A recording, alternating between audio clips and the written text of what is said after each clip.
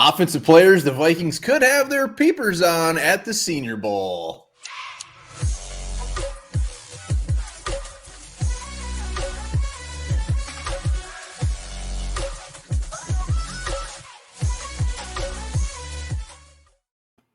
All right, welcome back to the One Bar and Lupagus show. I'm One Bar with Lupagus. Senior Bowl, only a couple days. A lot of good players out there. A lot of players the Vikings could have their eyes on offensively. This is just offense today. Yeah, focusing on the offensive side of the football. There's a lot of good names down there. Very, very exciting times. And I'm sure the Vikings just got their scouts down there. There's nobody else they can really send down there at this point.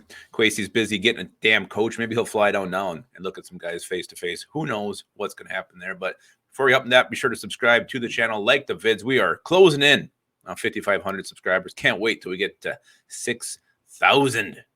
Party. We're going to party when we get to 6,000. Let's, speaking of party, let's go to the offensive line. I'm starting. I'm going Cole freaking Strange. Everybody loves a little Strange now and then.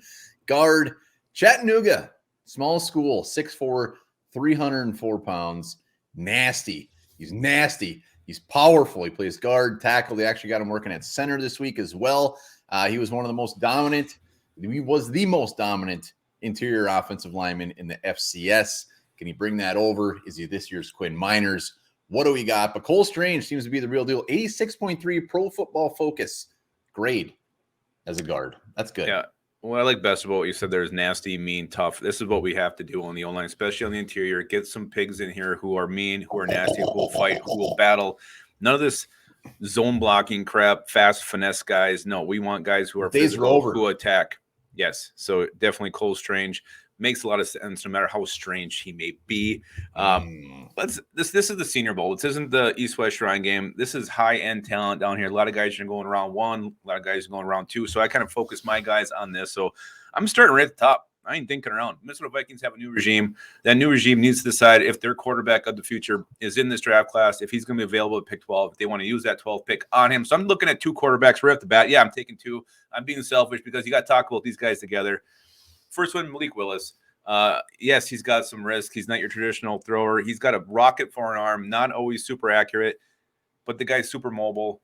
He's made some Mahomes-esque throws so far down there in mobile, looking very impressive. He's doing some crazy stuff. So I think he's looked better than most expected. So I expect this guy really to skyrocket up the boards to the point where maybe he goes in the top 10 to a team who needs a quarterback. That's my thought for Willis. Yes, there's some risks. There's people who don't like him, people who are more for him, but I think he's had a good week down there. And if I'm the Vikings, I'm taking a super close look at him because if I'm even close to being interested, that has to be considered. And we'll see what happens with Kirk Cousins. But it's all about the quarterback position. If you can get a guy who's got, Lamar Jackson type upside, then you got to pull the trigger on that if he's available, if he's within reach when you're on the clock. I don't talk about Malik Willis, and you mentioned Patrick Mahomes and Lamar Jackson. This sounds like this guy is going to be a pro Hall of Famer in 2 years. I'm saying that's where his upside is. The next guy I'm going to talk about, I'm going to drop another name in comparison. It's Kenny Pickett. You can't talk about Malik Willis. We'll talk about Kenny Pickett. Yes, he's got his guys who love him. He's got some analysts who aren't so high on him. But the Vikings, they have to decide on their guy. Is their guy down here? Is this the route they want to go? There's not a more experienced guy in the draft at quarterback position than Kenny Pickett. He's a great athlete. He's kind of got some Josh Allen to him. There's my comparison for him. He can take off and run. He can also escape. You see, look what Joe Burrow did, escaping pressure against the Chiefs last week. Kenny Pickett can do this as well. And this guy's also proven to be very, very clutch. I mean, he comes through when the game is on the line. He's got big old balls. He pisses ice. Kenny Pickett, definitely an option the Vikings have to get to know very closely at the Senior Bowl. Yeah, I mean, his big knock is his little itty-bitty hands, but you bring up these two guys, it's going to be very interesting to see where they end up going in the draft. Last year at this time, Justin Fields was like the second overall pick, blah, blah, blah, ends up going later to the Bears, so it's going to be crazy. Everybody's saying that this quarterback class isn't anything to get overly excited about, but these two guys are definitely the hot names out there. You say Willis does some crazy stuff. I do some crazy stuff when I'm by myself. I won't be a first-round pick. No, you send videos sometimes of that stuff you do by yourself. You're welcome.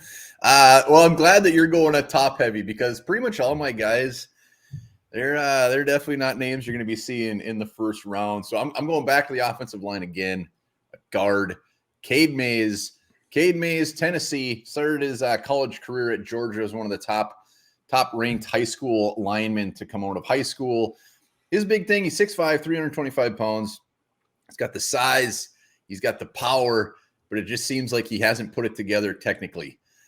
So he's got a lot of work to do there, even at the Senior Bowl. That's kind of what they're harping on him for. He's not getting overly rave reviews, but this is a guy that's going to be mid to late round guy. He's gotten better each year, and he's played multiple spots along the offensive line.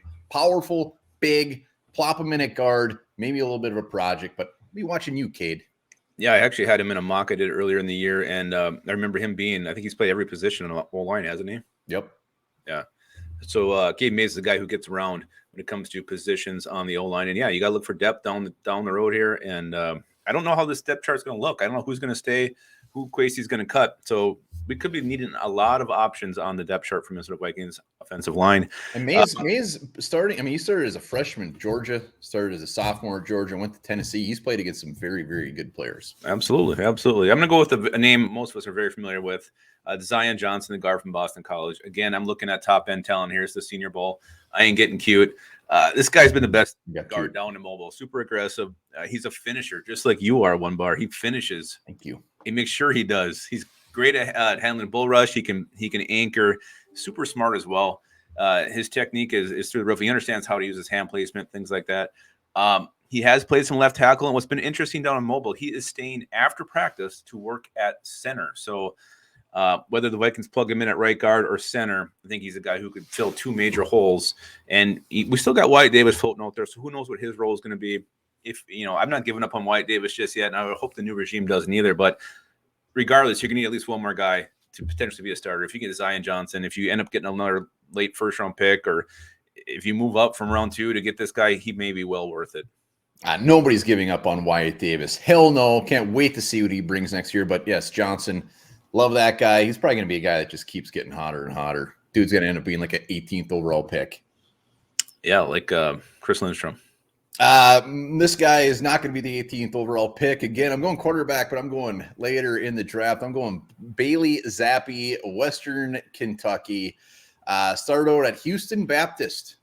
That's where he started. He made his way to Western Kentucky for this last year. I mean, the guy's got backup quarterback written all over him. I don't think anybody sees him coming in, especially early and like competing to start in the NFL.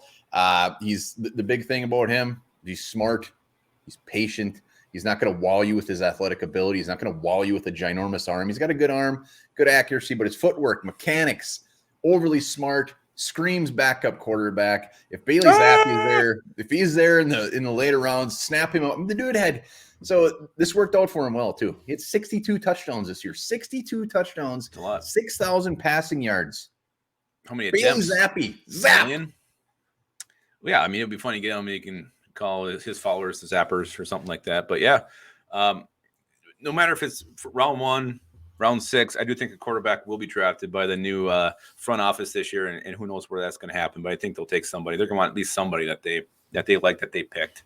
If they miss out on a top quarterback, if they're hard up on a Willis or whoever, I totally see them taking somebody in the mid rounds, like continuously taking them. Kwesi, it's the new way. It's a smart way. He's a smart guy. Find your guy. If he doesn't pan out, maybe he'll just be a coach down the road. Let's go on to a position that we already talked about, this being a sneaky need for the Vikings, but tight end. Tyler Conklin's going to probably go somewhere else. He'll get a contract. He's not getting a huge contract, but contract I think would be more than the Vikings want to invest in him at this point. So I think you got to find their tight end. I don't believe in Zac Davidson at all. So a guy I'm looking at is Cole Turner from Nevada, 6'6", runs a 4.7 40. He's played outside at wide receiver. He had 10 touchdowns last year. He's an excellent pass blocker. He's a horseshit run blocker, but he's super great after the catch. He's kind of got some Irv Smith to him. Put these two guys at tight end. There's mismatches all over the field. He does need to get a little bit stronger, but Cole Turner for maybe a late day 2, early day 3 kind of a guy, I think you can't go wrong with this guy. So he's like Irv Smith. Does that mean he's just gonna be hurt all the time? I hope not. I don't either. I don't think he's ever been hurt in his life. Tight end. I got another tight end too. Jeremy Ruckert, tight end, Ohio State, 6'5", 250. He is a good blocker, and he does have good hands. He can go up, get the ball. He's lined up everywhere for Ohio State. Could come in, could be a tight end number 1 for some special team. But Vikings do need a tight end. I don't think this is a sneaky need at all. I mean, you got nobody behind Irv Smith who cannot stay healthy. We need a tight end. Zac Davidson, maybe he was on Zimmer's shit list, but as of now, seems like he might not be very good and very, very raw. So I wouldn't be surprised one damn bit if they're sniffing around tight ends round 3, round 4, round 5. And Ruckert's a guy that they say at Ohio State, when he gets to the pros, he's going to be better. They're actually going to use him a lot more. I mean, his stats do not reflect how good of a tight end he is. You're saying he's maybe a little underused. Underutilized. So am I. Let's go to my last one. I do have a small school or a sneakier pick, sleeper pick. That's Dylan Parham, the guard from Memphis. Now, this guy's kind of an interesting case. He's actually very undersized, but he just pops on film. He's aggressive. He's feisty. He dominates, and he shouldn't, because he's not like the big ass 6'5", 340-pound guards that you see out there. This guy used to be a tight end, moved to guard. He's got great footwork. He does need to bulk up, but I think he's a guy who's going to be a riser throughout this whole process. And if he ends up adding 30 pounds to his frame, you got potentially a long-time starter here. So Dylan Parham, a guy to watch. Again, not your traditional guard prospect, but despite being undersized, he anchors, he's aggressive, he dominates, he wins. Something special about this kid. Parham sounds like a fancy sandwich you'd order at an Italian restaurant. I'm going to go have one right now. Yeah, with extra marinara. My last guy, talked about him a lot, Ellis Gregor. We know he loves this guy. That is Christian Watson, wide receiver, North Dakota State, getting rave reviews there. I mean, he was looked at as a possible late round guy. I mean, these small school wide receivers, they got size. He's 6'4", he's fast. They're saying he could put up a 4.40, and that's pretty damn good for 6'4". Creates separation, showing at Senior Bowl practice so far that he is a very hot name. He can hang with some of these big boys, and he definitely makes plays after the catch. This year, 43 receptions, 800 yards, 7 touchdowns. I think he will be a steal in those mid rounds. Christian Watson, that name's just going to get hotter and hotter, and we do need some wide receiver depth. Well, I mean, it depends. You know, he could be the best prospect on the board at some point. You look at this depth chart for wide receiver. It depends, I think, to me, what happens with Adam Thielen, if they keep him or not. You got Jefferson, Thielen, you got KJ Osborne, Smith, Marset. Who knows what BC Johnson's future is? So there is some talent here. But yeah, adding a guy who's 6'4", run a 4.40, why would you not want to do that? Kevin O'Connell came from the Rams. They got a ton of weapons at wide receiver. I mean, they had Robert Woods. They have Cooper Kupp, Del Beckham Jr. They got Van Jefferson, that Jeff Sorarnik. There's just all kinds of guys that are throwing the ball to there. So I could see O'Connell maybe rolling with like a 6 receivers on the team this year. And why not add a guy who has that kind of upside in Watson? Take 2 scoops of Watson. Where did you put it on your crotch? Where'd you put that? Put it in my make-believe bowl. I think those are 10 offensive players. Clearly, there are many, many more to be watching. We're going to be talking defense very soon. Remember, subscribe, like the video, talking Vikings every day. I can smell 6,000. And remember this, guys, people who stay up late at night are more likely to be psychopaths than those who go to bed early.